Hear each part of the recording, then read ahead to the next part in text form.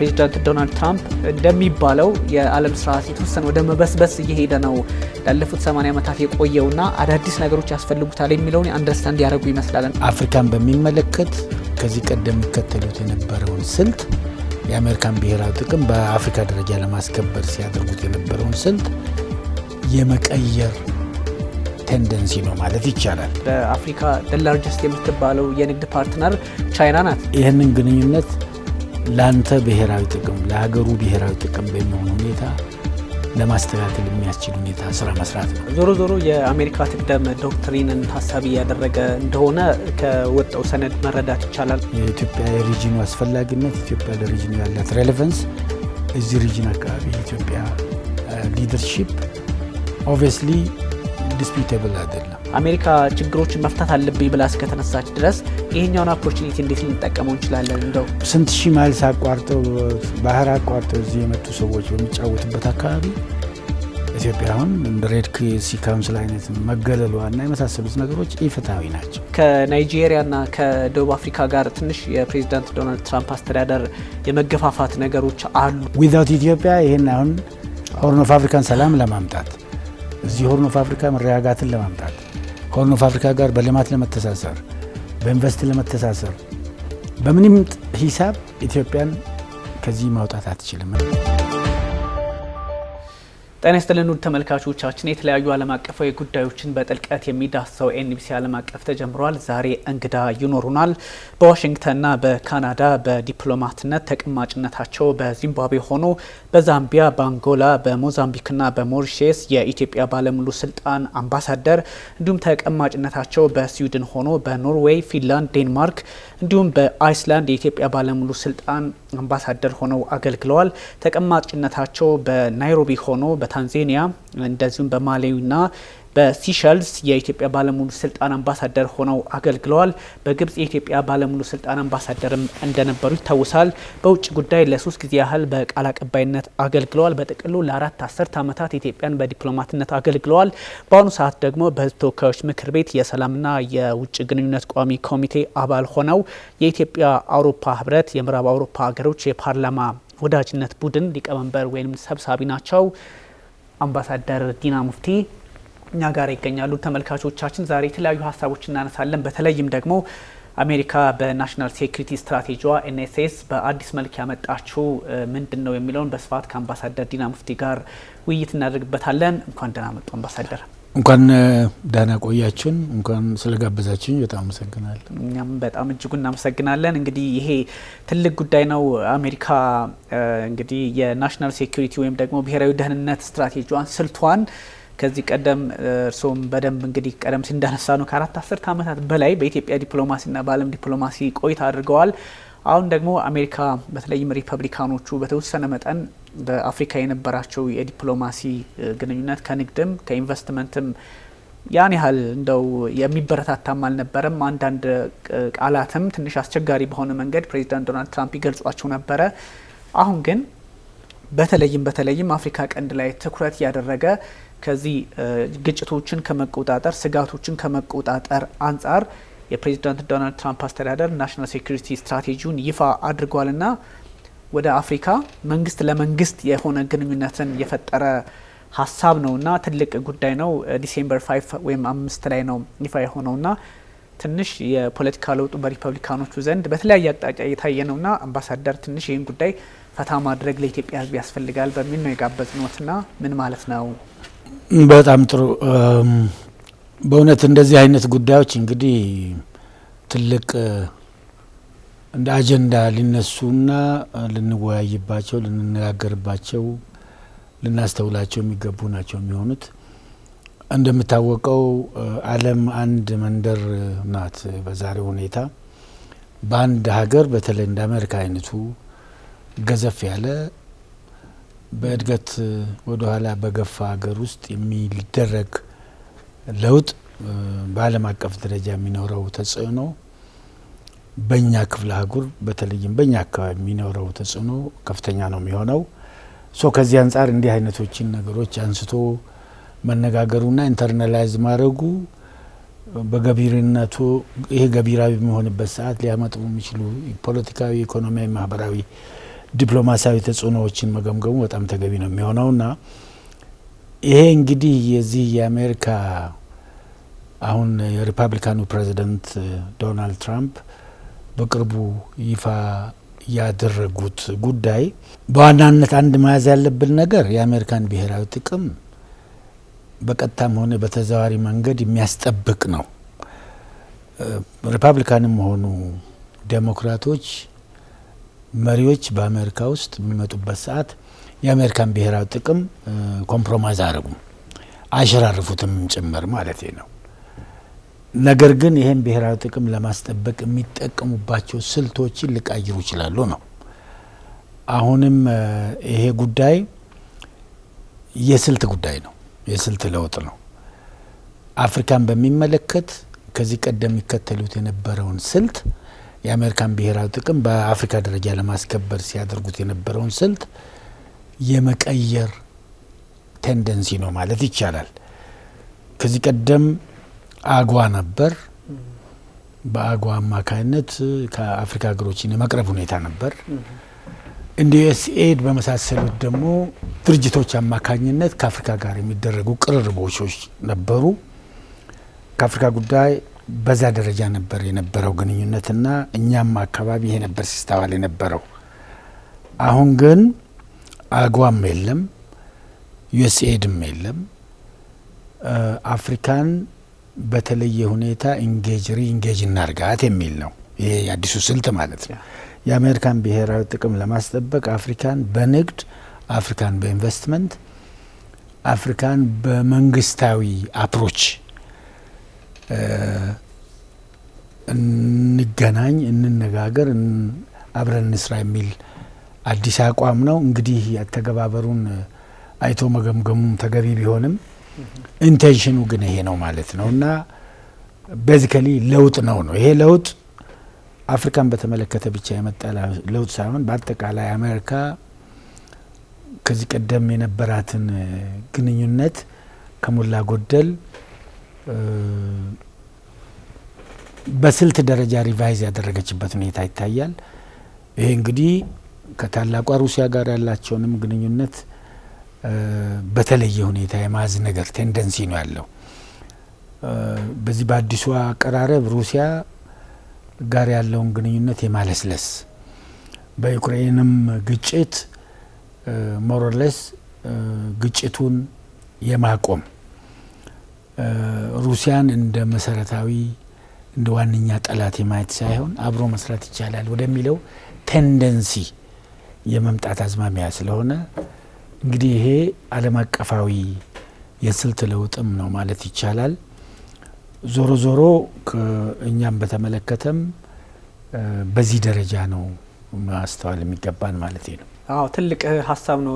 ሞር ከዚህ ከዲፕሎማሲው አንጻር ካለውም የዓለማችን አሁን ነባራዊ ሁኔታ እንደዚህ አይነት ነገሮችን ማጥራትም ስለሚያስፈልግ ነው። ኮርስ እርስዎ እንዳሉት ዴሞክራቶቹ መጡ፣ ሪፐብሊካኖቹ አሜሪካ በተለያየ ገጽ ሊገልጿት ቢችሉም በተለያየ ሀሳብ ሊረዷት ቢችሉም ወይም ደግሞ አነጋገራቸው የተለያየ ሊሆን ቢችልም መሰረታዊ ነገራቸው የዋሽንግተንን ፖለቲካ በዓለም ዙሪያ ማስጠበቅ ነው። 750 የጦር ቤዝ አሜሪካ የመሰረተችው ሌላውን ሀገር ለመጠበቅ እንዳልሆነ ይታወቃል። ኦፍ ኮርስ ትጠብቃለች፣ ግን አት ሴም ታይም የራሷን ብሔራዊ ጥቅም ለማስቀጠል ነውና ምናልባት እነዚህ የወጡ መረጃዎች ብዙዎች በተስፋ የአሜሪካ ፖለቲካ ለአፍሪካ የነበረው እየተቀየረ መምጣቱን እርሶም እንዳነሱት በዓለም ዙሪያ ፕሬዚዳንት ዶናልድ ትራምፕ እንደሚባለው የዓለም ስርዓት የተወሰነ ወደ መበስበስ እየሄደ ነው ላለፉት 80 ዓመታት የቆየውና አዳዲስ ነገሮች ያስፈልጉታል የሚለውን አንደርስታንድ ያደርጉ ይመስላልና በእርዳታ የነበረውን አሁን መንግስት ለመንግስት በማድረግ በተለያዩ ጫናዎችም እንደዚሁ ዩኤስኤአይዲ የሚሰሩትም ስራ ፖዚቲቭም እንግዲህ በተለይም አይን የሚያዩትም አሉ። ከዛ አንጻር ስሌቶች ነበሩ። አሁን ወደዚህ መምጣታቸው ፕሬዚዳንት ዶናልድ ትራምፕ በእርግጥም የአሜሪካ ፖሊሲ በአፍሪካ ቀንድ ላይ ደግሞ ከዚህ ከሴኩሪቲ አንጻር ትኩረት ያደረገ ኢትዮጵያን፣ ኤርትራን፣ ሶማሊያን መሰል አካባቢዎችን ታሳቢ ያደረገ ስትራቴጂም ነውና እንግዲህ የአፍሪካ ቀንድ ሲባል በዋናነት ሜንሽን የምንደረገው እኛ ስለሆነን ከዚህ እንደው ምን ታስቦ የመጣ ይመስሉታል? ይሄኛው ከሴኩሪቲ አንጻር አፍሪካ ቀንድን ቀድሞ አንዳንድ ችግሮችን ፕሪቨንት ከማድረግ አንጻር ስትራቴጂው ሀሳብ ይሰጣል። ማርኮ ሩቢዮም ከጠቅላይ ሚኒስትር አብይ አህመድ ጋር በስልክ ውይይት ነበራቸውና እነዚህ ጉዳዮች አንደምታቸው ምንድነው የሚለውን ብናየው ወል እንግዲህ አዲሱ የአሜሪካ ፕሬዚደንት ዶናልድ ትራምፕ ግጭቶች ያሉባቸው አካባቢዎች ላይም የመስራት ቴንደንሲ ይታያል።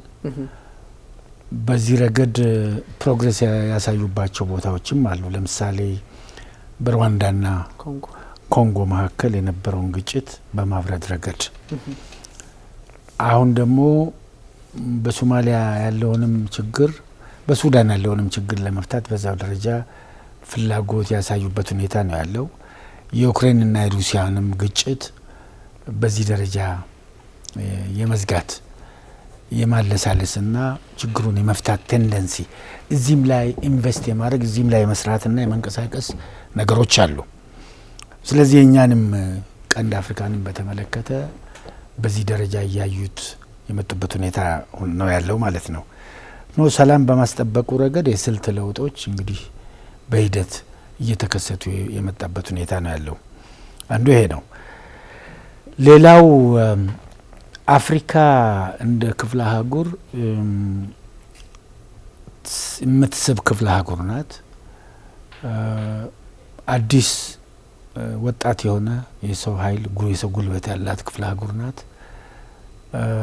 በተፈጥሮ ሀብት በጣም የበለጸገች ናት። ይህንን የአፍሪካን ተፈጥሮ ሀብት የመጠቀም ፍላጎቶች እዛም አካባቢ የታዩበት ሁኔታ ነው ያለው። ወደ አፍሪካ የማተኮር ነገር የአፍሪካን የተፈጥሮ ሀብት የአፍሪካን ያሉትን ጸጋዎች የመጠቀም ነገር ይህን ደግሞ በኢንቨስትመንት አውድ የማሳካት ፍላጎትም እየታየ ያለበት ሁኔታ ነው ያለው። ይሄ በእርግጥ በውስጡ ሌሎች የአፍሪካ አካባቢ የሚንቀሳቀሱ ትላልቅ ሀገሮችንም ታሳቢ ያደረገ ነው። ሌሎች የአፍሪካ ሀገር አካባቢ ተንቀሳቅሰው በዚህ አይነት ሁኔታ ኢንቨስት ካደረጉ፣ በዚህ አይነት ከተስፋፉ፣ ተጽዕኖዋቸው ከታየ እኛስ እዚህ አካባቢ ዝም ለምን እንላለን ከሚልም ነገር የተነሳ ያለ ይመስላል። ዝም ብሎ የተነሳ ሳይሆን ያው እንግዲህ በሀያላን መንግስታት መካከል በግልጽ መወዳደርም አለ፣ መሻኮትም አለ፣ ምንም አለ። እነዚህ ትብብርም ውድድርም ያለበት ሁኔታ ነው ያለውና ከዚህ አንጻር እዚህ አፍሪካ አካባቢ ሌሎች እንደ ቻይና አይነቶቹም የሚያደርጓቸው እንቅስቃሴዎች አሉ በኢንቨስትመንት። እዚህም ጋር የመታየት ፍላጎት አሁን በአሜሪካኖች በኩል እየታየ የመጣበት ሁኔታ ነው ያለው ማለት ነው። ራይቨርሊው ማለት ነው። በአጠቃላይ ገፊ ምክንያቶቹ እነዚህ ናቸው። ሌላው የአፍሪካ ሀገሮች ተፈላጊነት በአጠቃላይ እየጨመረ መምጣቱን ያሳያል፣ እኛንም ጨምሮ ማለት ነው። በውስጥ የምናደርጋቸው ለውጦች፣ የምናደርጋቸው እንቅስቃሴዎች፣ የምናሳያቸው ፍላጎቶች ትኩረትን የሚስቡበት ሁኔታ ነው ያለው እና ራስን የመቻል ፍላጎት በአፍሪካ በኩል ካለ ይህንን ጠጋ ብሎ መጋራቱና አብሮ መስራቱ አብሮ መጠቀሙ ይሻላል የሚል አመለካከት ነው ይዞ የመጡት የሚመስለው እና ይሄ እንግዲህ በሂደት የሚታይም ቢሆን ገቢራዊ በሚሆንበት ሰዓት የሚያስከትላቸው ለውጦች ማስተዋል የሚገባም ቢሆን እንደ ኢንቴንሽን ከአፍሪካ ጋር በኢኮኖሚ ደረጃ በኢንቨስትመንት ደረጃ መተባበር ያስፈልጋል የሚለውን ነገር ከፍ ያደረገ ነው የሚመስለው። ዞሮ ዞሮ የአሜሪካ ትቅደም ዶክትሪንን ታሳቢ ያደረገ እንደሆነ ከወጣው ሰነድ መረዳት ይቻላልና እንግዲህ አሜሪካ መቅደም ያለባት ሁልጊዜ በጦር ወይም ደግሞ እነዚህ የግሎባል ኖርዝ ከሚባሉት ሀገራት ጋር የሚኖር ኢንቨስትመንት ወይም ደግሞ የንግድ ትስስርን ብቻ ሳይሆን ከዚህ ከግሎባል ሳውዙ ትንሽ በኢኮኖሚ እንደው ደቆስ ሳለ ተብሎ በሚታሰበው ከብዙ አቅጣጫ ትንሽ ከአና አሜሪካ ጋር አይወዳደርም ተብሎ ከሚታሰበው ጋር አብሮ የመስራት አዝማሚያ ነው። እንደውም ኖርዝ ቱ ሳውዝ አይነት ግንኙነት እንዲፈጠር ያደረገ ነውና አሜሪካ ትቅደም እስከሆነ ድረስ እርስዎ እንዳሉት ጉዳዮችን በጥንቃቄ ማየትም ያስፈልጋል። ይሄ የራይቫል ጉዳይም ስለሆነ ምናልባት የቻይና እንግዲህ በአፍሪካ ላርጀስት የምትባለው የንግድ ፓርትነር ቻይና ናት። እንደውም ከአሜሪካ በ3 እጥፍ ምናምን ነው የምትበልጠውና ከዚህ አንጻር አሜሪካ ታሳቢ አድርጋ እንደመጣች ግልጽ ነው። ግን ይሄኛው ምናልባት ካፐብል የሆኑ ሀገራት ጋር አብሮ ለመስራት ደግሞ ሁኔታዎችን ካመቻቹ ሀገራት ጋር ስትራቴጂው ሊሰራ እንደሚችል ነው ፕሬዚዳንት ዶናልድ ትራምፕ ወይም ደግሞ ዋይት ሀውስ ያስቀመጠውና ካፓቢሊቲያቸው እንግዲህ ከዚህ ከክላይሜት ቼንጅም አንጻር ሜቢነ ትራምፕ የተወሰነ ከክላይሜት ለውጥ ጋር ሀሳባቸው ለየት ይላል ቢባልም እሱም ታሳቢ ይደረጋል። ኢትዮጵያም እንደዚህ አይነት መሰረታዊ ጉዳዮች ላይ የተስተካከለ ሁኔታዎችን እንደፈጠረች ታሳቢ ተደርጓልና የአሜሪካ ስትራቴጂም ከዚህ አንጻር ኢትዮጵያን በደንብ ሜንሽን አድርጎ የአጎዋ ጉዳይም ሪፎርም ተደርጎ የዩኤስኤአይዲ ጉዳይም ሪፎርም ተደርጎ በኢንቨስትመንት በንግድና በተለያዩ ጉዳዮች የመምጣቱን እድል ፈጥሯልና ሜቢ አዳዲስ የዓለም ሪያሊቲስ የፈጠሩትም ነገር የሆነ መጥቷልና ይሄኛው አፍሪካን ታሳቢ ያላደረገ ውድድር ዓለም ላይ እንደማይሰራ በግልጽ ያሳያል። በዛ ላይ ደግሞ አፍሪካ ቀንድ ላይ ትኩረት ተደርጓል። አፍሪካ ቀንድ ላይ ትኩረት ሲደረግ ደግሞ ምንም ጥያቄ የሌለው እንግዲህ አፍሪካ ቀንድ ኤርትራ፣ ጅቡቲ፣ ሶማሌላንድ እና እኛ ነን ሜንሽን የምንደረገው። በዋናነት ደግሞ እንኳን በአፍሪካ ቀንድ ቀርቶ በአፍሪካ ፖለቲካም ኢትዮጵያ ናት የምትባለውና ከዚህ አንጻር እንደው ያለው ትሩፋቶቹ ምን ሊሆኑ ይችላሉ? ከገፊው ጥሩ ፖዚቲቭሊ ገፊ ምክንያቶች ነበሩ ይሄን ነገር ትራምፕ ለማምጣት። አሁን ደግሞ አዳዲስ ጉዳዮች ይፈጠራሉ ተብሎ ይታሰባልና ከቀጠናው የተጠቃሚነት አንጻር እንዴት ይታይ ይችላል? ይሄ ጥሩ ጥያቄ ነው። ቅድም አንስተዋልና በጥያቄ ላይ ሳውዝ የሚዘለል ሊሆን አይችልም። የሚታለፍ አይደለም፣ ችላ የሚባልም አይደለም። ሳውዝ የምንለው ማዕከላት፣ ጠንካራ ማዕከላት እየተፈጠሩ ያለበት ሁኔታ ነው ያለው። በሳውዝ አካባቢ የተሰባሰቡት አሁን ብሪክስ ሀገሮችንም ብንወስድ የብሪክስ አባልነታችንም የተወሰኑ ሌሎች ሀገሮችም ወደ ብሪክስ ለመምጣት እየተነሳሱና እየተዘጋጁ መሆናቸውም ይህም አንድ ፑሽ ፋክተር ነው።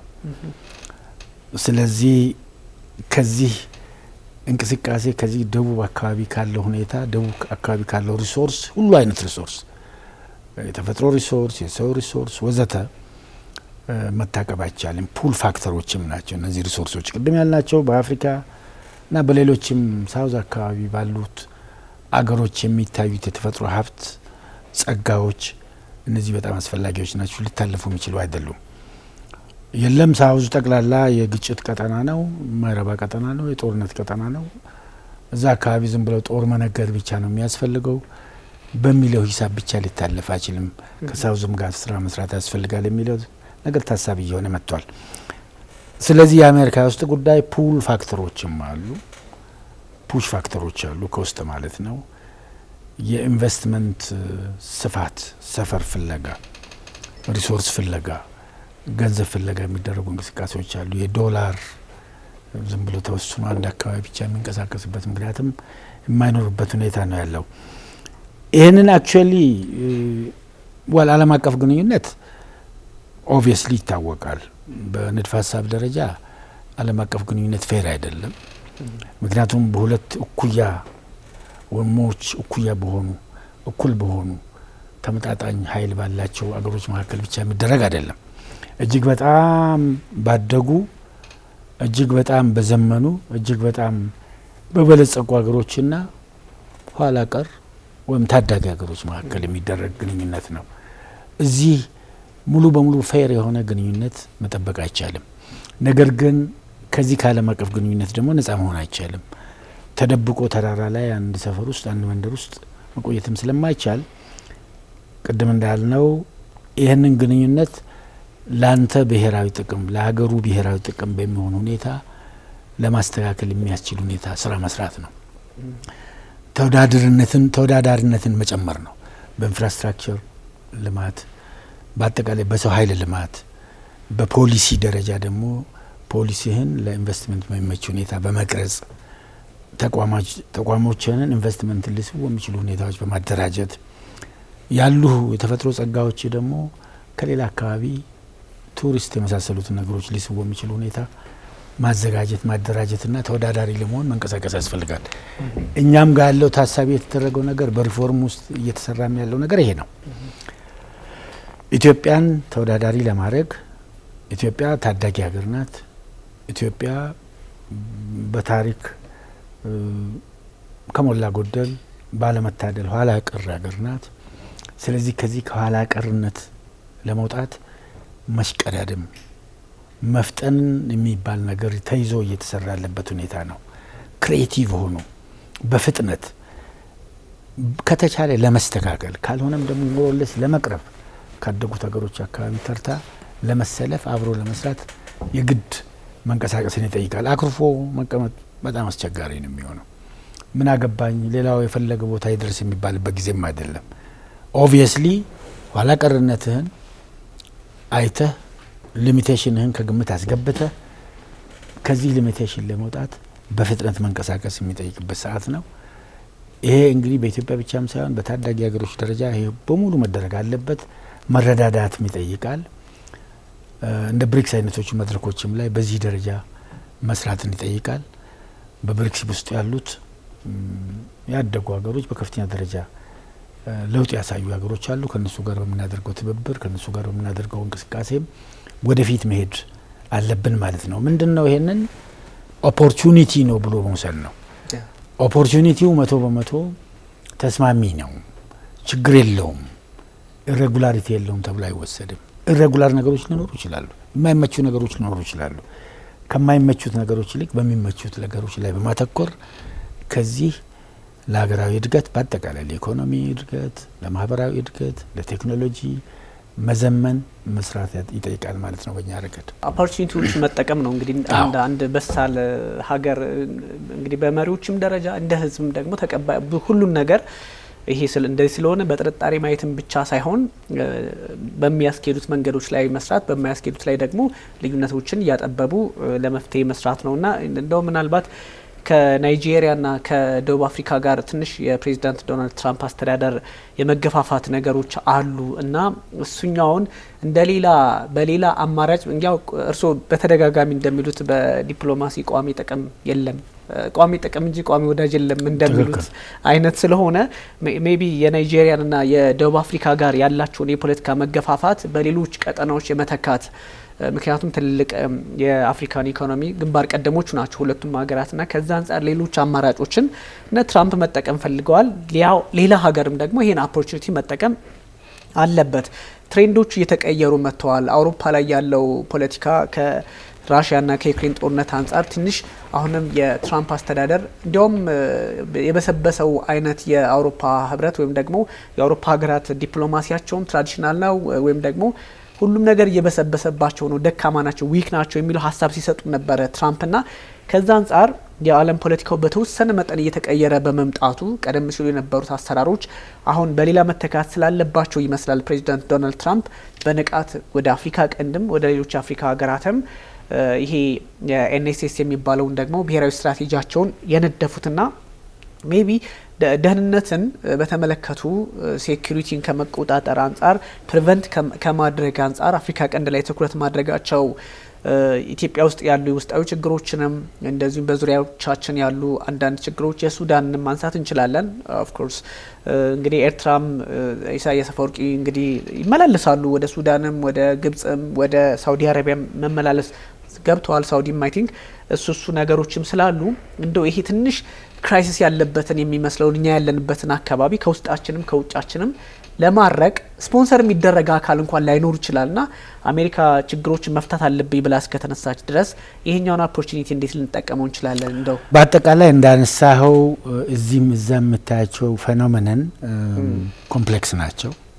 ነውጥ የሚበዛበት ሁኔታ አለ። የአቋም መፈራረቆች፣ መዘበራረቆች ታያለ። ሴትል ያላረጉ ነገሮች አሉ። አንድ ዘመን ሁለት ዋልታ ዓለም ነው የነበረው። ቀጠለና አንድ ዋልታ የሚመስል ዓለም ተከሰተ። አሁን ግን በርካታ ዋልታዎች እየተፈጠሩ ያለበት በርካታ ዓለም አቀፍ ማዕከሎች እየተፈጠሩ ያለበት ሁኔታ ነው። ይሄም ፍሉድ ነው፣ ቀጥሎ ነው ያለው፣ የቆመ ነገር አይደለም። እንግዲህ ፖለቲካ ከሃይማኖት የሚለይበት አንዱ ትልቁ ነገር ፖለቲክስ ኢዝ አርት ኦፍ ዘ ፖሲብል ነው የሚሉት። በሃይማኖት ዶግማ ነው የሚሰራው። በሁሉም ሃይማኖቶች ቋሚ ነገር ነው፣ ምንም የሚቀየር ነገር የለም። በፖለቲካ ውስጥ ግን ነገሮች ተለዋዋጭ ናቸው። ፖለቲክስ ውስጥ ሁለት ትላልቅ ኳሊቲዎች ያስፈልጋሉ። አንዱ ፍሌክሲቢሊቲ ነው። ሁኔታዎችን ከብሔራዊ ጥቅም አንጻር አይቶ ፍሌክሲብል መሆንን ይጠይቃል። የለም ብያለሁ አንዴ ነው ይሄ ነው መንገዱ ተብሎ ዶግማቲክ የሆነ ነገር አያዋጣም። ብሔራዊ ጥቅምን ከግምት በማስገባት የብሔራዊ ጥቅም ፋይዳ እስከሰጠ ድረስ አንድን ጉዳይ ዘሎ የመሄድ ነገር። ሌላው አዳፕታቢሊቲ ነው። በደንብ አዳፕት ማድረግን ይጠይቃል። መልመድን፣ አዳዲስ ነገሮች በሚመጡበት ጊዜ አዳዲስ ነገሮችን ከብሔራዊ ጥቅም ጋር የማስተያየት ነገር ነው የሚያስፈልገው። አሁንም ከዚህ ከተዘበራረቀው ዓለም አቀፍ ግንኙነት አሁን ቅድም ያነሳቸው ነገሮች አሉ። አውሮፓ ውስጥ ካለው ተጨባጭ ሁኔታ ጋር፣ አሜሪካን አካባቢ ደግሞ ካለው አዳዲስ ሁኔታ ጋር፣ በኤዥያም በላቲን አሜሪካም በአፍሪካም ውስጥ ያሉትን ተለዋዋጭ ነገሮችን ከግምት ማስገባት ብሔራዊ ጥቅምህን ነው ማዕከል ማድረግ ከብሔራዊ እና እዚህ ላይ ደግሞ ስልትን በየጊዜው ሪቪዚት እያደረክ እየቃየስክ መሄድ አለብህ። ፍጥነት መጨመር አለብህ። በሰጥቶ መቀበል ሚዛን ነው መሄድ ያለብህና ነገሮች በተለወጡ ቁጥር ለአንተ የማይመቹ ነገሮች ባሉ ቁጥር ከሱ እየወጣ ወደሚመችህ እየሄድክ ከሁሉም አካባቢ ጠቃሚ ነገሮችን የማግኘቱ ስልት ነው መጠቀም የሚያስፈልገው። አሁን በእኛ ተጨባጭ ሁኔታ የብሪክስ አባል ሆነናል። በብሪክስ አባልነታችን የሚገኙትን ጥቅሞች ከብሔራዊ ጥቅም አንጻር የማግኘት የማሳደግ የማሰባሰብ ስራ አንዱ ነው የሚሆነው። የሌላው የዓለም አቀፍ ተቋማት አካል ነን። የተባበሩት መንግስታት ድርጅት፣ የአፍሪካ ህብረት፣ የኢጋድ ወዘተ። እነዚህ ተቋማት ውስጥ ደግሞ ሊገኙ የሚችሉ ጥቅሞችን የማግኘት ነው። ባይላተራል ሪሌሽን ደግሞ ከተለያዩ ሀገሮች ጋር አለን። አሜሪካ ጋር አሜሪካ ትልቅ ሀገር ነው፣ የበለጸገ ሀገር ነው፣ ሀብታም ሀገር ነው፣ የዘመነ ሀገር ነው። ከዛ ውስጥ የአሜሪካ ፖሊሲዎች እንደዚህ በተለዋወጡበት ጊዜ ደግሞ ከዚህ መጠቀም የሚችልበትን ስልት እየቀየስ ነው መሄድ የሚያስፈልገው ማለት ነው። ይሄ እንደ ተርቡለንት ወተር ነው መታየት ያለበት። ተርቡለንት ወተር ውስጥ ዝም ብሎ በአንድ አይነት ዋና ስልት አይደለም። አንዳንዴ በእግር፣ አንዳንዴ በእጅ፣ አንዳንዴ በወገብ፣ አንዳንዴ በጎን፣ አንዳንዴ ውስጥ እየሾለኩ መሄድን ስለሚጠይቅ ይሄ ዓለም አቀፍ ግንኙነትን በዚህ ደረጃ ነው እያስተዋልን መሄድ የሚገባን ማለት ነው። እና ለውጦቹን ከኛ ጥቅም አንጻር ነው መመዘን፣ ከኛ ጥቅም አንጻር መጠቀም ብሔራዊ ጥቅማችንን ማለት ነው። አንዳንድም ደግሞ እኛን ብሔራዊ ጥቅም በማይጠቅምበት ሰዓት ለሌላው ደግሞ ትሩፋት የሚሆንበት ጊዜ ይህን ትሩፋት እየሰጠን እኛ የምንጠቀምበትን ጊዜ ማምጣቱ ነገርም አለ ማለት ነው። ስለዚህ በዚህ አይነት ነው መሄድ የሚጠይቀው። ዳይናሚዝሙን መዋኘት ነው በፍሌክሲቢሊቲ በአዳፕታቢሊቲ። አንድም ነገር ላይ ቆምን ዶግማቲክ በሆነ መንገድ አይ ይሄ ነው መንገድ ከዚህ ውጪ መንገድ የለም የምንለው ነገር የለም። ኦንሊ መንገድ የሚባለው የብሔራዊ ጥቅም መንገድ ነው። የብሔራዊ ጥቅምን የማስከበር መንገድ ደግሞ ቅድም እንዳልኩት ፖለቲክስ ነው። ዘ አርት ኦፍ ዘ ፖሲብል የሚሆነውን ነው። የማይሆነውን ትተዋለህ፣ በሚሆነው በሚያስኬድህ መንገድ ትሄዳለህ ማለት ነው እንጂ አንድ ቀጥተኛ መንገድ ወደ ምዕራብ ወይም ወደ ምስራቅ ወይ ወደ ሰሜን አይኖርም። አንዳንዴ ወደ ምስራቅ፣ አንዳንዴ ወደ ሰሜን፣ አንዳንዴ ወደ ምዕራብ፣ አንዳንዴ እዛም ቆመህ የምትጠብቅበት ሁኔታ ስለሚኖር እነዚህን ነገሮች እየቀያየሩ እየላወጡ በስልት መጠቀምን በስልት መሄድን እና ብሔራዊ ጥቅምን ማዳበርን ይጠይቃል ማለት ነው። በዋናነት ግን ጡንቻህን የውስጥ ጉልበትህን ማለት ነው የኢኮኖሚ ጡንቻ፣ የፖለቲካ ጡንቻ፣ ማህበራዊ ጡንቻ፣ የደህንነት ጡንቻህን ሁልጊዜም ማጠናከር ያስፈልጋል ማለት ነው እና ምክንያቱም ወሳኝ እሱ ነው። አገሮችም ከአንተ ጋር ማንነትን ከግምት የሚያስገቡት አገር ስለሆንክ አይደለም፣ ጠንካራ አገር ስትሆን ነው፣ ሀብታም አገር ስትሆን ነው፣ ወይም ደግሞ ሀብታም የመሆን እድል ካለህ ነው። ያንተ ሴኩሪቲ ጠንከር በሚልበትና ደህንነት በተጠናከረ ቁጥር ይህን እያስተዋሉ ስለሆነ የሚሄዱት እነዚህን ጸጋዎች የማጠናከር ከፍ የማድረግ ስራ መሰራት አለበት በተከታታይ። እኛ ባለንበት ቀጠናም ቅድም ያነሳሳናቸው አስቸጋሪ ሁኔታዎች አሉ። በጎረቤቶቻችንም በተለያየ አቅጣጫዎች አሉ ችግሮች አሉና ይሄኛው የብሔራዊ ደህንነት ብላ አሜሪካ ያመጣችው ጉዳይ ከዚህ ከሴኩሪቲ አንጻር ትኩረት ያደረገው አፍሪካ ቀንድ ላይ ሆኖ ሳለ ለመፍትሄ መሰራት አለበት፣ ፕሪቨንት መደረግ አለበት፣ መቆጣጠር አለብን የሚል ሀሳብ ያለው ነውና እኛ ደግሞ እንደሚታወቀው ሪጂናል ኢንቴግሪቲ ላይ በቃ አንታማም። በዚህ በቀጠናዊ አንድነት ወይም ደግሞ በአፍሪካም በዓለም ፖለቲካም አንድነት ይሄ ኢንቴግሪቲ በሚለው ጉዳይ ላይ ኢትዮጵያ አተኩራ በመስራት ትታወቃለች። ታሪኳም እንደዛ ነው። አሁንም እንደዛ አይነት የፖለቲካ አውድ ውስጥ ያለች ሀገር ናትና በምናስተናግዳቸው ጉባኤዎች በምናደርጋቸው ዓለም አቀፍ ተሳትፎዎች ከዛ አንጻር አብረው ይታያሉና ይሄኛው እንደ ስፔሲፊካሊ አፍሪካ ቀንድን ትኩረት አድርገው የፕሬዚዳንት ዶናልድ ትራምፕ አስተዳደር ሪፐብሊካኖቹ ችግሮችን መፍታት፣ ክራይሲስን፣ ቀውስን፣ ኮንፍሊክትን መፍታት የሚል ትኩረት ያለው ነገር እንደዚች ላይ ማተኮር ስለፈለኩ ነው። ይሄኛው ላይ ስፔሲፊክ ማድረጋቸው በጣም ተጠቃሚ ልትሆን የምትችለው ኢትዮጵያ ናትና እንደው ምንም እንኳን ፖለቲካ ተቀያሪ ፖለቲካ እንደ ሁኔታው ሊሆን ቢችልም ይችኛዋ ግን አሁን ካለንበት ቀጠናዊ ጉዳይ አንጻር ከማንም በላይ ተጠቃሚ የምንሆን ይመስለኛልና እዚች ላይ ሀሳብ ይሰጡባት። የአፍሪካ ቀንድ ቤታችን ነው። ጎረቤታችን የአፍሪካ ቀንድ ሀገሮች ደግሞ ጎረቤቶቻችንም ናቸው። የነሱ ችግር የኛ ችግር ነው፣ የኛ ችግር የነሱ ነው።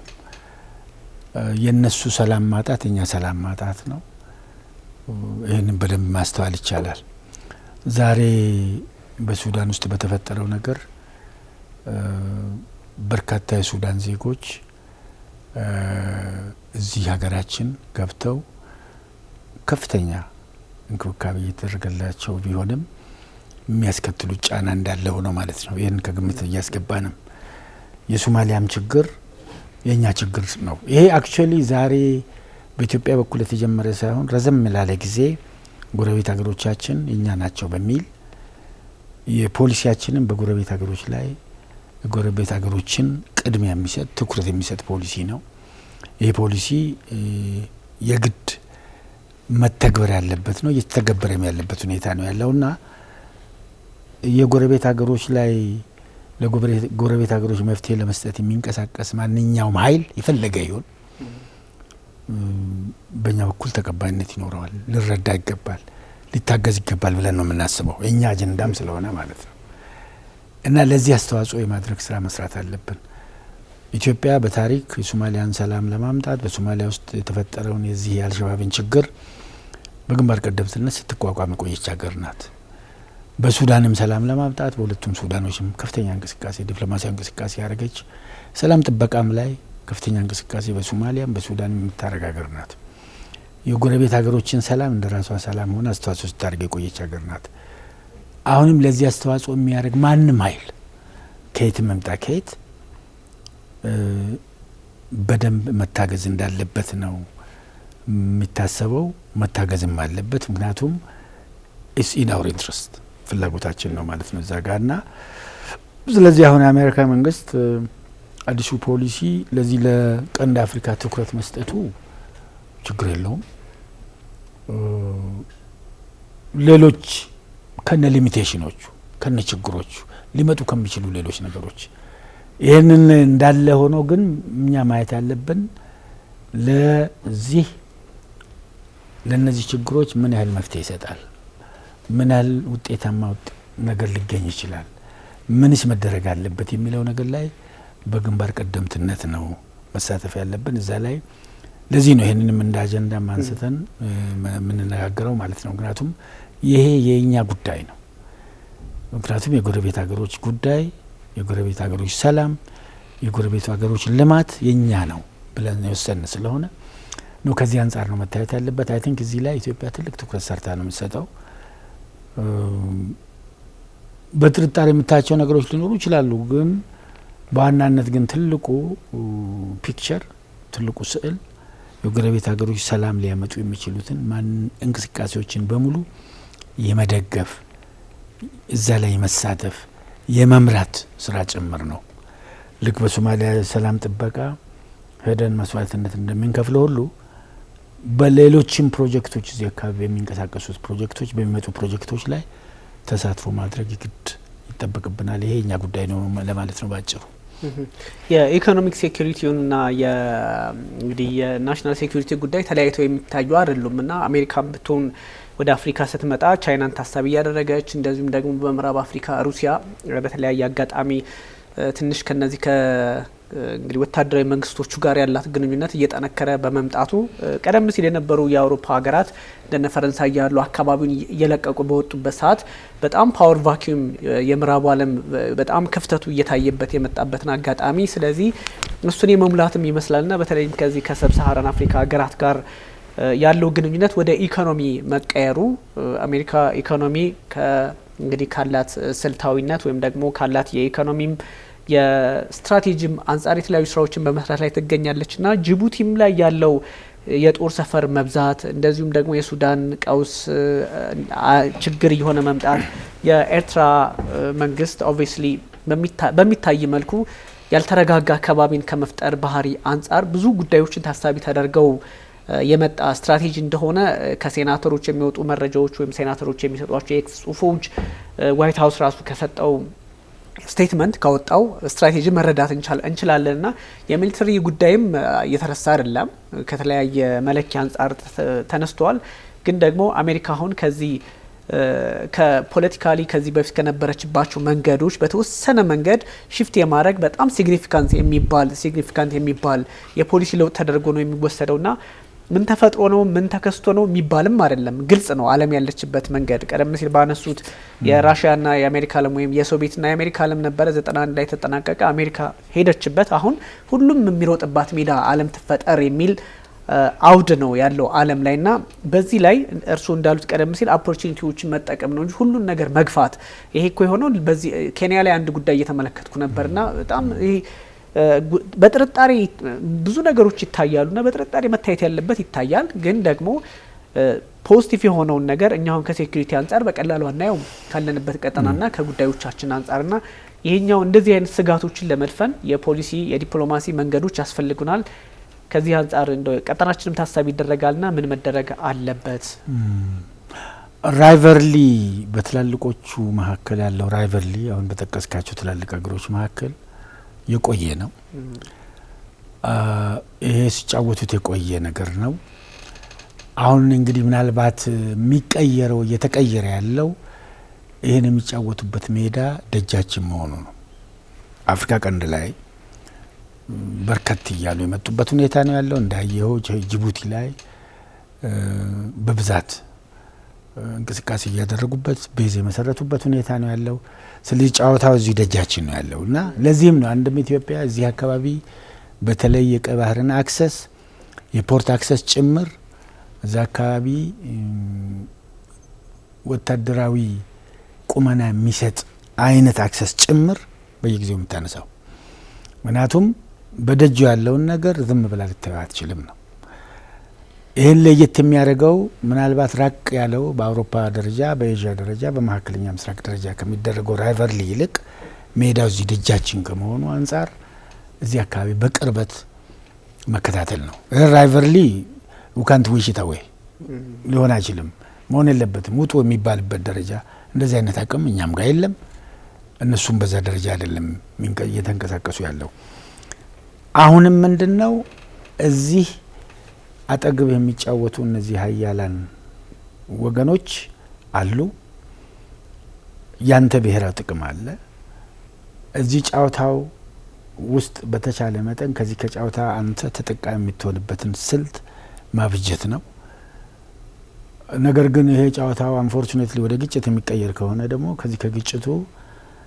አንተ የምትሰርፍበትን አቅም እየገነባ ነው መሄድ ያለብህ ሰላማዊ የሆነ ሁኔታ ሰላማዊ የሆነ ውድድር ሰላማዊ የሆነ ሽኩቻ ራይቨርሊ እዚህ አካባቢ ለምሳሌ የኢኮኖሚ አይነት በኢንቨስትመንት የሚደረገው ሽኩቻ በቱሪዝም የሚደረገው ሽኩቻ በቴክኖሎጂ ትራንስፈር የሚደረገው ሽኩቻ ችግር አይደለም ወደ ወታደራዊ ግጭት እስካልተቀየረ ድረስ እዛ ጋር ተጠቃሚ ለመሆን ነው በኢትዮጵያ ደረጃ መሰራት ያለበት የነዚህ ሀያላን ኢንቨስተሮች ከየትም ይምጡ ከየት እንዳለፈው ጊዜ በብሎክ አይደለም እንቀበለው ወገንተኝነት የለም የአይዲዮሎጂ ወገንተኝነት የለም ኦሬዲ ያለፈበት ነገር ሆኗል የፖለቲካ ወገንተኝነት የለም አሁን ብሔራዊ ጥቅም ነው ወገንተኝነትን የሚያመጣውና ከሁሉም ጋር አብሮ መስራት የሚያስችል ስልት ነው መፍጠር። ቻሌንጆች ኢንቴንስ ሆነው ሂትድ ሆነው ለምሳሌ ሚሊተሪ ኮንፍሮንቴሽንነት የሚፈጠርበት እድል እንዳይኖር ፍላጎታችን ቢሆንም ይህም ከአቅማችን ውጭ በሆነ መንገድ የሚመጣ ከሆነ በዚህ ደረጃ በሴኩሪቲ ራስን የመቻል ስራ መሰራት አለበት ማለት ነው። በተረፈ በንግዱ ውድድር ግን በኢኮኖሚ ውድድር ግን በኢንቨስትመንት መስክ እና በቱሪዝም መስክ በንግድ መስክ እና በመሳሰሉት ጠንካራ ሀገር ለመሆን ስራ መስራት ነው። የውስጥ ጥንካሬ አንዱ የዲፕሎማሲ አቅም መፍጠሪያ ነው የሚሆነው። ናሽናል ፓወር ይፈጥራል። ናሽናል ፓወር ከተፈጠረ ደግሞ አንተም እኛም እዚህ አካባቢ ተጫዋች ነው የሚሆነው። እዚህ የሚደረገው ጌም ውስጥ በአንድ በኩል ትሳተፋለህ፣ ከጌሙ የምትወስደው ነገር የምታገኘው ብሔራዊ ጥቅም ይኖራል ማለት እና በአጠቃላይ ሲደመር ሲቀነስ ይሄ እንዳይሆን የምናደርገው ነገር ሊሆን አይችልም። በራሳቸው ፍላጎት፣ በራሳቸው ኢንትረስት፣ በራሳቸው ጥቅም ወደዚህ መጡ። እዚህ ራይቨርሊ ጀመሩ። ይህን ራይቨርሊ ለብሔራዊ ጥቅም በሚመች ሁኔታ እንዲስተካከል ለማድረግ የምንችለውን ነገር ሁሉ በስልትም ደረጃ፣ በተቋምም ደረጃ፣ በዝግጅትም ደረጃ፣ በስራም ደረጃ ራስን ጠንክሮ ራስን ሆኖ መገኘት ብቻ ነው የሚያስፈልገው የሚል መልእክት ነው ያለኝ። የሶፍት ፓወር ጉዳይ አሁን አሜሪካ ቀደም ሲል ከነበረው በተወሰነ መጠን ሶፍት ፓወር ወደ ሶፍት ፓወር አይነት ነገር ኦፍኮርስ ቀደም ሲልም በተለያዩ በእርዳታዎችን በምንም ስምም ቢሆን ሶፍት ፓወር ቢመስልም አሁን ግን ደግሞ ሞር ኢንቨስትመንት ላይ ትሬድ ላይ በቃ በኢንቨስትመንት ላይ ፎከስ ያደረገ አይነት ፖሊሲ ነው ይዛ የመጣችውና እንደዚህ አይነት ነገሮች ቀደም ሲል እርሱ እንደው ባነሱት መሰረት ከሴኩሪቲ አንጻር ኢትዮጵያ ታሳቢ ሆነ አፍሪካ ቀንድ ታሳቢ ሆኖ በዚህ ልክ አሜሪካ ስትራቴጂ ስትቀርጽ ትልቅ ጉዳይ ነው። በቀላሉ የሚታይ አይደለም። እንዲያውም ኢትዮጵያ ለምታነሳቸው ጥያቄዎች በዚህ በቀይ ባህር ጉዳይም ሆነ በተለያዩ አካባቢዎች ላይ ለምታነሳቸው ጥያቄዎች እንዲያው ዋስትና ይሆናል ወይስ አይሆንም የሚለው እንዳለ ሆኖ ግን ትንሽ በር ማንኳኳ መንገድ ሊሆን አይችልም ወይ አምባሳደር? ወል ሃርድ ፓወር ይልቅ ሶፍት ፓወር ለማኔጅመንት ይመቻል። ሃርድ ፓወር ጋር ኔጎሽዬሽን ከባድ ነው። ወራስ ሶፍት ፓወር ግን እንዳልከው ሚኒንግፉል በሆነ መንገድ አብሮ መስራት የሚቻልበት እድል አለ። በኢንቨስትመንት በቱሪዝም ነው፣ በቴክኖሎጂ ነው እና በመሳሰሉት መስኮች የሚመጡ ነገሮች ላይ አብሮ መስራትና መንቀሳቀስ የሚቻልበት እድሉ አለ። ወደ ኮንፍሮንቴሽን ስለማይወስድ ማለት ነው፣ ወደ ጉልበት ስለማይወስድ። ስለዚህ በሶፍት ፓወር ደረጃ የሚመጣን ፖሊሲ አኮሞዴት ማድረግ የሚቻልበት እድሉ አለ። ይሄ ማለት ሶፍት ፓወር በሙሉ ጠቃሚ ነው፣ ለሀገር ጥቅም ይውላል ማለት አይደለም። በሶፍት ፓወር መጥቶ የሚፈጠረው ተጽዕኖ ውጤቱ ምናልባት ለራስ ያደላ የሚሆንበትና እኛን የሚጎዳበት እድሉ ይኖራል። አሁን ከዛ ይልቅ ግን አማራጭ የለም። የሚመጣውን ነገር በተቻለ መጠን በሶፍት ፓወር የሚመጣውን ነገር ፕሬፈራብሊ ለምሳሌ በኢንቨስትመንት አብሮ መስራትን ይጠይቃል። በቱሪዝም አብሮ መስራት ነው።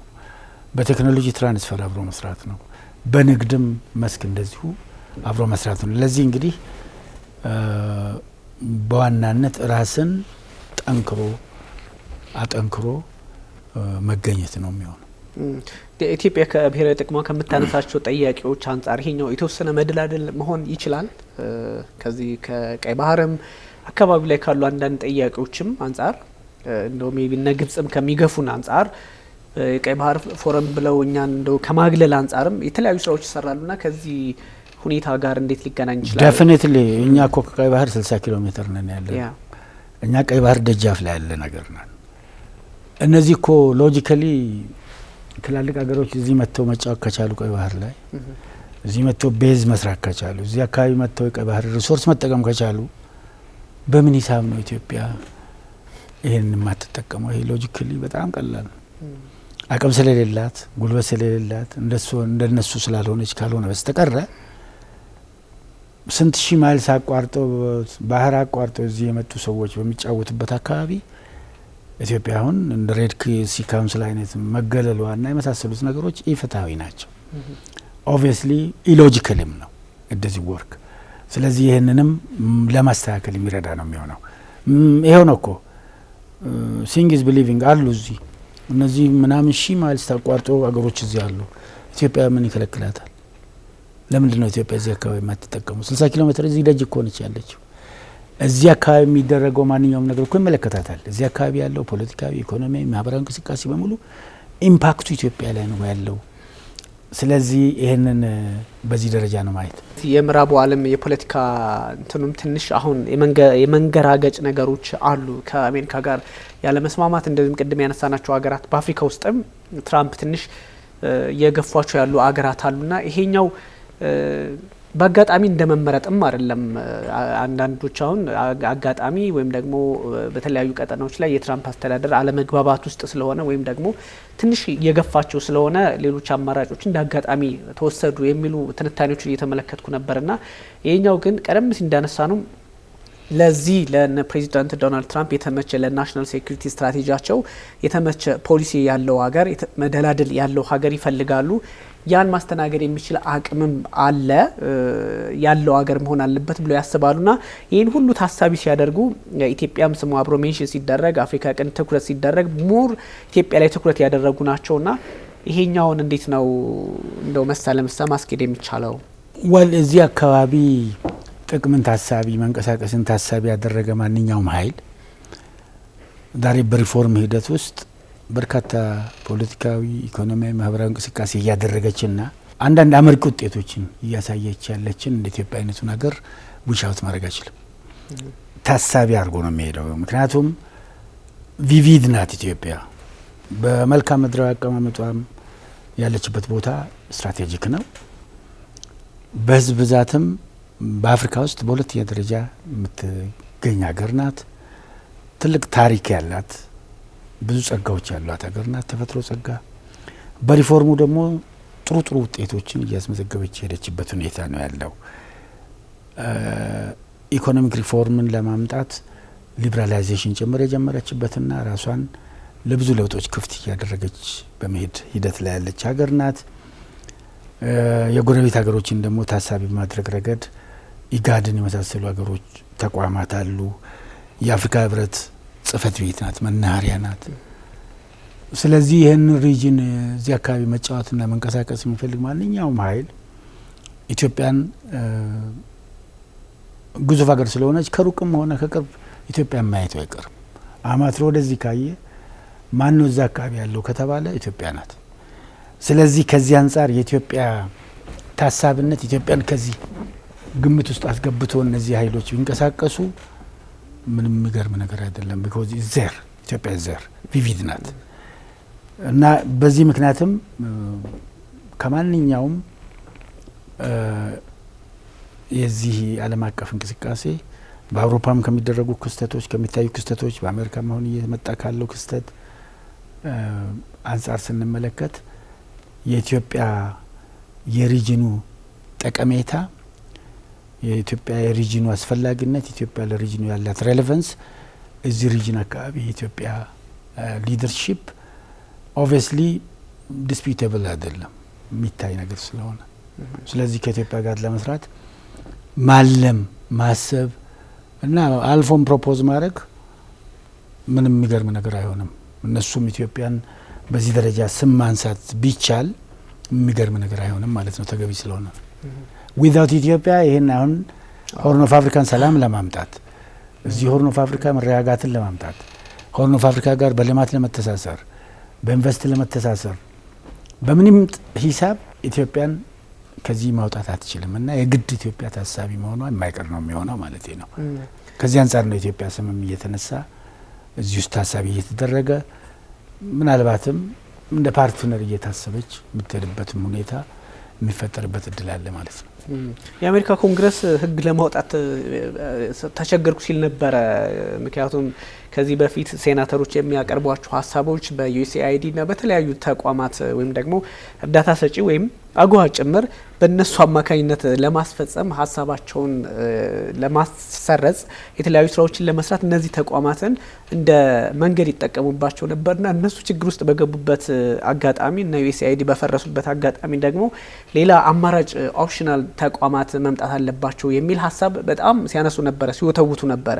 የፕሬዚዳንት ዶናልድ ትራምፕ ወይም ደግሞ የሪፐብሊካኖቹ የሴኩሪቲ ፖሊሲም ስትራቴጂውም ከዚህ አንጻር የተቀዳ ይመስላልና ምንም እንኳን አሜሪካ ፈርስት የሚለው ነገራችሁ እንዳለ ሆኖ እንደዚህ አይነት አዳዲስ ተቋማት አዳዲስ አመለካከቶች አዳዲስ ለውጦች በሚመጡበት ዓለም ላይ በተለይም በዋሽንግተን በኩል እንደዚህ አይነት ነገር ሲኖር ዝግጅታችንስ ምን መሆን አለበት? አንዳንዴ ብዙ ነገሮችን እመለከታለሁ። ይሄ እንዲህ ስለሆነ መተቸት አይነት ብቻ አለና ትንሽ የኛ ዝግጅትስ እንደው ከመላመድ አንጻር ከጥሩ ኦፖርቹኒቲዎች ቅድም ሜንሽን ካረጓቸው አንጻር ምን ሊሆን ይችላል? ዩኤስኤድ አብሰንስ የአጓ አለመኖር የፈጠረው ቫካንሲ፣ ሁለተኛ ደግሞ የሌሎች እንደ ቻይና አይነቶቹ ትላልቅ ሀገሮች እዚህ አካባቢ ፕሬዘንስ ቪቪድ የሆነ መምጣት አሜሪካ ለሪኢንጌጅመንት ማሰቧን ናቹራል ያደርገዋል። ስለዚህ ምን አይነት ሪኢንጌጅመንት ነው የሚመጣው? ምን ይጠቅመናል? እንዴት መጠቀም እንችላለን? ምን ይጎዳናል? የሚለውን ነገር አዌርነስን መፍጠርና አስቀድሞ መዘጋጀት በተቋም ደረጃ በሀሳብ ደረጃ በህግ ደረጃ ጭምር አስፈላጊ ሲሆን ማለት ነው። ከዚህ ብሔራዊ ጥቅምን ሊያዳብሩ የሚችሉ ኢምፖርትስ ለማግኘት የሚቻልበትን ሁኔታ ለመፍጠር ዝግጅት ያስፈልጋል። እኛ ተረት አለ አይመጣም ምን ይዘሽ ይመጣልን ያጁ አይነት ነገር እንደዚህ የለም ዝም ብሎ ነው ይሄ ወሬ ነው ይሄ ፕሮፓጋንዳ ነው ይሄ ምናምን ነው እያልን አይደለም መይን ያለብን። ቢሆንስ ሊሆን ይችላል ከሆነስ እንዴት እንጠቀማለን በሚል ስነ ልቦና ዝግጅት በዋናነት ያስተሳሰብ ዝግጅት የአመለካከት ዝግጅት የተቋም ዝግጅት የሰው ኃይል ዝግጅት ህግ የሊጋል ዝግጅት ጭምር ማድረግ ያስፈልጋል ማለት ነው። ይሄን ነገር ምን ለምንድን ነው የለ ዝግጅት የሚያስፈልገው? ብሔራዊ ጥቅማችንን እንዴት ማክሲማይዝ እናደርጋለን? ከዚህ ህግ እንዴት ትሩፋት ማግኘት እንችላለን? የሚጎዱን ነገሮች ካሉ ደግሞ የሚጎዱን ነገሮች እንዴት ሚኒማይዝ ማድረግ እንችላለን? ጥሩ ነገሮች እንዴት ማክሲማይዝ እናደርጋለን የሚለው ነገር ላይ በደንብ መሰራት አለበት ማለት ነው። በህብረተሰቡም ደረጃ በሚዲያም ጭምር ልክ አሁን በጀመራችሁት ሁኔታ ቢመጡ ምንድነው ምን አዲስ ነገር ይመጣል የነሱ ኢንቨስትመንት እንዴት ነው የሚለውን ነገር በደንብ አውጥቶ አውርዶ መዘጋጀትን ይጠይቃል። ዝግጅቱ ፈጣን መሆን አለበት። ስቲዲ ፋስት ቶሮ መሆን አለበት። ስተዲ ቤዝድ መሆን አለበት። ኢሞሽን ላይ ተመረኮዘ መሆን የለበትም። ከዚህኛው ወገን ካለ ፍቅር ከዚህኛው ወገን ከሌለ ፍቅር አይደለም። እዛ ላይ አይደለም መታሰር ያለበት ጥናት ላይ ኦብጀክቲቭሊ አሁን ዓለም ከደረሰችበት ተጨባጭ ሁኔታ ጋር እኛ ሀገር ካለበት ተጨባጭ ሁኔታ ጋር ከኛ ፍላጎት አንጻር ከኛ ሁለገብ ፍላጎት አንጻር ይሄ ነገር ታይቶ ዝግጅት መደረግ አለበት። እንደዛ ከሆነ ዴፊኒትሊ ተጠቃሚ መሆን የሚችልበት እድሉ አለ ማለት ነው። ሚዲያዎቹም ፕሪንቶቹ ላይ ተወሰኑ ያየው ነበር እንጂ ይሄን የመሰለ ጉዳይ ነሴኔን አልጀዚራ በሚገርም ሁኔታ ይዘው ወጥተው በትንታኔ በባለሙያም እያሳዩት ተመልክቼ ነበርና ትልቅ በርግጥ ከአሜሪካ አንጻር የተቃኘ ጉዳይ ስለሆነ ትልቅ ሀሳብ ነው። ነሴኔን ነፎክስ ኒውስ ዝም ብለው ሊያዩት አይችሉም። ግን እኛ ሀገር ላይ ደግሞ ፕሪንቶቹን እያየው ነበር በተወሰነ መጠን ትኩረት ተሰጥቶ በዚህ ልክ እንደው ጉዳዩ ምንድነው የሚለውን እንኳን ማየት አልቻሉም ሚዲያዎች። ይሄን የመሰለ ኦፖርቹኒቲ ጥቅሙ የሚጎላ ስለሆነ የኢትዮጵያ መንግስትም ሆነ የኢትዮጵያ ሕዝብ በአሁኑ ሰዓት የሚጎዳውን ነገር እንደው እጁን አጣጥፎ ይቀበላል ተብሎ ስለማይታሰብ ስለማይሆንም ከዛ አንጻር ጉዳዩ ላይ ምንድነው ያለው ነገር የሚለውን ማየት ያስፈልጋልና ብዙዎቹ ከዚህ አንጻር ዴፕስ የሆነ አናሊሲስ ያስፈልገዋል ብዬ አስባለሁ።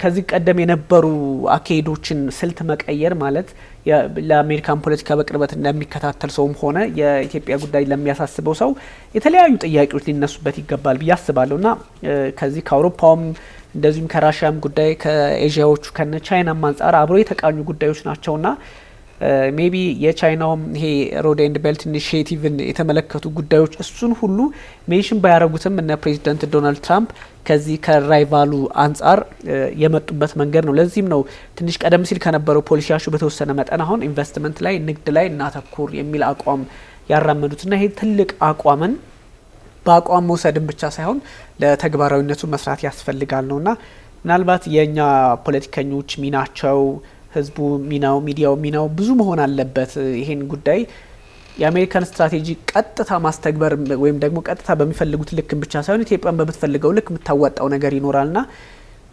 ትራምፕም እንዳሉት መሳ ለመሳ ገቨርንመንት ቱ ገቨርንመንት አይነት ሪሌሽንሺፕ ነውና እንዴት ሊሆን ይችላል የሚለውን ሜቢ እናነሳው። ይሄ ምንድነው መሰለ ቤዚካሊ አሁን በሀገራችን ላለፉት 7 አመታት እየተካሄደ ካለው ሪፎርም ስፒሪትም ጋር ማያያዙ ጥሩ ነው የሚሆነው። ምንድነው ኢትዮጵያ የምትፈልገው የሚለውን ነገር ካየን አንድ ኢትዮጵያ በሊደርሺፕም ደረጃ በመንግስትም ደረጃ ያለው አንዱ ግንዛቤ ኢትዮጵያ ረጅም የታሪክ ያላት ሀገርን ብትሆን ለብዙ ዘመናት ነጻነቷን ጠብቃ የቆየችም ሀገር ብትሆን ኋላ ቀር ናት የሚለው ድምዳሜ አክሰፕተብል ነው፣ መንክዶ አይደለም። ኋላ ቀር ሀገር ናት። ብዙዎች ሀገሮች ከኛ ፈጥነው ከኛ እኩል የነበሩ ሀገሮች በ1940ዎቹ ውስጥ ዛሬ ከኛ ቀድመው ሰማይ ጥግ ነው ያሉት። እነ ኮሪያን፣ ደቡብ ኮሪያን መጥቀስ ይቻላል። ስለዚህ ከዚህ ኋላ ቀርነት ለመውጣት በአሁኑ ሰዓት ሲጀመር ይሄንን መገንዘብ ያስፈልጋል። ከዚህ ለመውጣት ደግሞ የመውጣት ፍላጎታችን ኦልሬዲ ሪያላይዝድ መሆን አለበት። አይ ነጻ ሀገር ናት እኮ እንደዚህ ዛሬ እኮ አንፎርቹኔትሊ ሌሎች 4-5 ደረጃ ኢንዱስትሪያል ሬቮሉሽን ተካሂዷል። ኢንዱስትሪያል ሬቮሉሽን ከሜካኒካል ወደ ዲጂታል አርቲፊሻል ኢንቴሊጀንስ እያለ በሄደበት ደረጃ እኛ እዛው በበሬ የምናርስበት ዘመን፣ ግብርናችን በጣም ወደ ኋላ የቀረበት ዘመን፣ እንደውም ያንን ኋላ ቀርነትን የምናሞግስበት ደረጃ ላይ ነን ያለ ነው። ለበሬ የሚዘፈን ነገር አለ አይደል? ገበሬውን በማረሻ ማረስን የምናወድሰው ኋላ ቀርነትን ሳምሃው ፕሬዝ እያደረግን መቀጠል ነው። ከዚህ ሙድ መውጣት አለብን። ከዚህ ለመውጣት ክሬቲቭሊ ቦልድሊ አክኖሌጅ ማድረግ ያስፈልጋል። ኋላ ቀር ሀገር ነን። ስለዚህ ከኋላ ቀርነት ለመውጣትና የሚያስፈልጉንን ኦል ኦፖርቹኒቲስ መጠቀም አለብን። ኦል ኦፖርቹኒቲስ ኢንክሉዲንግ አሁን የምናወራው ርዕስ ማለት ነው። ለዚህ ኦፖርቹኒቲ መፍጠር ያስፈልጋል። ኤክስፒሪየንስስ ከዚህም ከዛም መውሰድ ያስፈልጋል። ፍሌክሲቢሊቲ ይፈልጋል። አንድን ስልት ብቻ አንድን የእድገት ስልት ብቻ ይዘን እዛ ላይ ተጣብቀን መቅረት የለብንም። ሁሉንም ኦፖርቹኒቲስ መጠቀም ያስፈልጋል። ተጠቅመን ደግሞ በፍጥነት ነው መሄድ ያለብን። አትሊስት ለመስተካከል ወደ ሌሎቹ አካባቢ ለመጠጋት ፍጥነት የሚፈልግ ስራ ነው። ስለዚህ እንደዚህ አይነት ኦፖርቹኒቲዎች በሚመጡበት ሰዓት ቁጭ ብለን ሚስቲፋይ በማድረግ ዝም ብሎ በትችት ቅድም እንዳልከው ዝም ብሎ ነገሮችን በማውጣት መውረድ ብቻ የምናሳልፈው ጊዜ መኖር የለበትም። ታይም ኢዝ ቬሪ ኤክስፔንሲቭ እና አለበለዚያ እዛው ኋላ ቀር እዛው ማቅ ውስጥ መቅረታችን ሊሆን ስለሚችል ከዚህ የሚያስወጣንን ፍጥነት፣ ክሬቲቪቲ፣ ፈጠራ፣ ፍጥነቱ አንዳንድ ኤክስትራኦርዲናሪ በዝላይ መልክ ነው ሊፕ ፍሮግ ማድረግ አለብን የሚል እምነት ነው ያለኝ እና ከዚህ አንጻር የሚመጡትን ኦፖርቹኒቲዎች በዚህ አቲቲዩድ ከሰራን አንድም ኦፖርቹኒቲ አስቀድም የምናናንቀው የለም፣ ችላ የምንለው የለም። በፍጥነት ኦፖርቹኒቲዎች ለመጠቀም ጥናት ማካሄድ፣ ኦፖርቹኒቲ መፍጠር፣ የእኛን ሁኔታ ማዘጋጀት ደን አኮርዲንግሊ ወደፊት መሄድ ያስፈልጋል ማለት ነው። ስለዚህ ይህንንም በዚህ ደረጃ ነው በአጠቃላይ ማየት የሚገባን ብዬ አስባለሁ። ጥሩ የመጨረሻ ጥያቄ ነው። ምስራቁም በምዕራቡም ያለው ያው ምስራቁ በኮቴሽን ውስጥ ቢሆንም ከራሽያም ጋር ከሁሉም ጋር እንሰራለን ይታወቃልና ይችኛዋ ጥሩ የዲፕሎማሲ መንገድ ናት። በተደጋጋሚ እርሶም ሲሉ አትሰማለሁኝ ቃል አቀባይ በነበሩበት ጊዜ የውጭ ጉዳይ ሚኒስቴርም ከዛ አንጻር አሁን በተለይ ደግሞ አዳዲስ ከኛ ጋር ሆኑ አይነት አቋም ያላቸው የፖለቲካ መንገዶችን እየተመለከትን ነው። ምክንያቱም ራሽያ ከአሜሪካ ጋር እንግዲህ አሁን ወደ መልካሙ መንገድ እየመጡ እንደሆነ ይገመታልና ቢጣሉ እንግዲህ ዞሮ ወይ እኔ ጋር ሶኛልሽ ወይ አትሆኝም የሚል አይነት ነገሮች ሊኖሩ ይችላሉና የኢትዮጵያ ፖለቲከኞች ኤንድ ዲፕሎማቶቻችን በዚህ ረገድ እንደው ምን አይነት ሚና ቢኖራቸው ይሻላል እንደ ሪኮመንዴሽን ጭምር? በጣም ጥሩ ነው። መልቲፖላር ወርልድ ነው ያለው። ብዙ ፖሎች እየመጡ ያለበት ሁኔታ ነው። ካምፕ የለም፣ አጥር የለም። አንድ ሰፈር ገብተን እዛ ሰፈር ውስጥ ተጠልለን ሌላውን ሰፈር እየተሳደምን እያወገዝን መፈክር የምናወርድበት ዘመን አልፏል። አሁን ከሁሉም ካምፕ ሊመጣ የሚችለውን ጥቅም መውሰድ ነው። ምክንያቱም መልቲፖላር ወርልድ ነው።